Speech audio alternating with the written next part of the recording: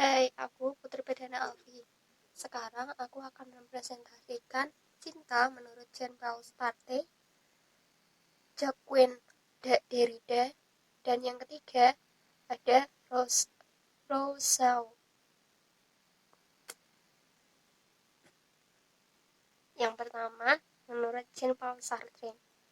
Menurut Jean-Paul Sartre, cinta tidaklah cukup dengan suatu perjanjian dari pihak lain. Cinta merupakan ikatan berdasarkan pilihan bebas yang merupakan kesetiaan pada diri sendiri. Itulah yang Sartre sebut sebagai situasi paradoksal, yaitu orang yang yang mau ingin mencintai dengan sebuah kemerdekaan, tetapi tidak ingin agar kemerdekaan itu ada. Maksudnya, ketika seseorang mencintai orang lain, maka ia mau mencintai pasangannya itu dengan kemerdekaan penuh. Sementara dia tidak menghendaki agar orang yang dicintai itu mempunyai kemerdekaan. Intinya, situasi paradoksal adalah mencintai tapi tidak menghendaki adanya kebebasan dari orang yang dicintai. Masing-masing pihak saling mempertahankan kemerdekaannya. Maka dari itu, menurut Sartre, dalam cinta tidak akan pernah terjadi cinta sejati atau cinta tanpa pamrih. Karena masing-masing pihak saling berusaha untuk menjadi pribadi seperti orang lain. Jean Paul menurut Sartre, menurut Sartre, Sartre memandang cinta sebagai sebuah konflik. Yang dimaksud adalah ketika dia mencintai seseorang, maka ia langsung berhadapan dengan kemerdekaan orang yang dicintainya itu. Bagi Sartre, hanya ada dua pilihan dalam mencintai dan dicintai.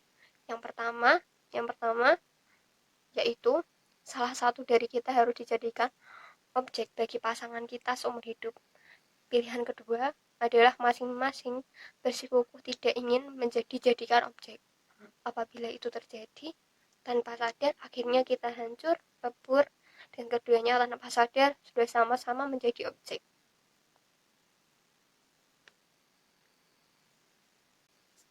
Yang kedua, menurut Jacques Derrida. Menurut Jacques Derrida, cinta itu apa atau siapa?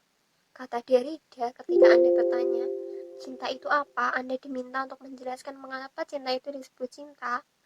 Dan ketika Anda bertanya cinta itu siapa, maka Anda diminta untuk menunjukkan di manakah cinta itu berada. Baginya, orang yang jatuh cinta adalah narsis.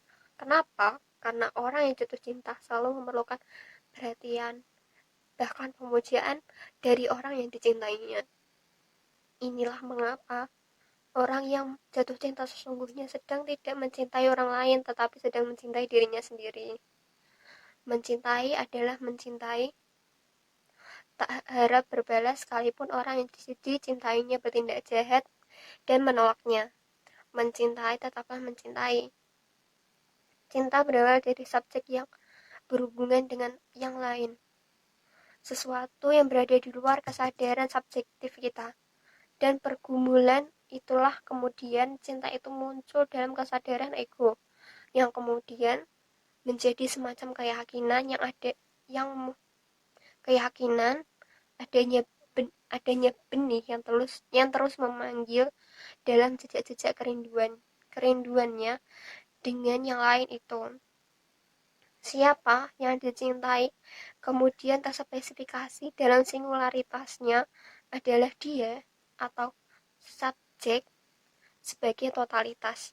Dalam arti ini, cinta mengacu pada orangnya tanpa memandang kualitas-kualitas yang melekat dalam dirinya sendiri.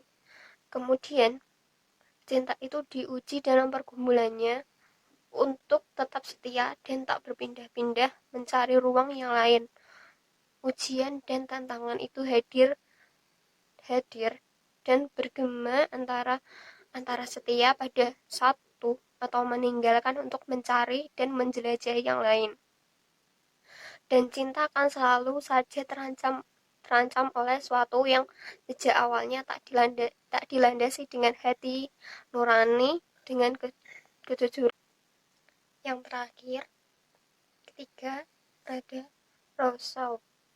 Rousseau berkata bahwa Dia lahir untuk mencintai dan dia mengajarkan doktrin cinta secara kontinu dibandingkan dengan para rohaniawan.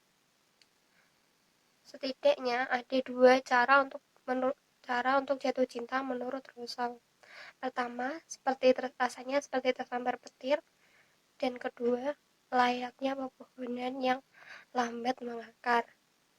Cinta yang dipikirkan Rousseau justru bermakna hanya berkait ketimbal-balikan, di mana pengalaman percintaan dari yang mencintai adalah sebuah majemuk. Sedangkan ia sungguh unik bagi yang dicintai. Bagi Rousseau, cinta merupakan dasar keberanian yang tak terelakkan bagi kehidupan politik ke arah kebebasan. Cinta diri yang primitif, yang tidak berarti baik atau jahat, tersisihkan oleh amour-propre atau egoisme yang ambisius untuk untung rugi. Rousseau dianggap banyak pihak sebagai pencetus aliran pemikiran romantis atau romantisme. Romantisme Rousseau meyakini bahwa pada hakikatnya setiap manusia terlahir baik, jujur, penuh cinta dan kasih sayang. Apabila manusia menjadi yang sebaliknya, Rousseau akan mendakwa masyarakat yang bertanggung jawab karena merusaknya. Terima kasih untuk kalian semua yang sudah nonton. Sekian presentasi dari aku tentang cinta menurut Jean Paul, Jacquin, dan Rousseau. Sampai bertemu lagi.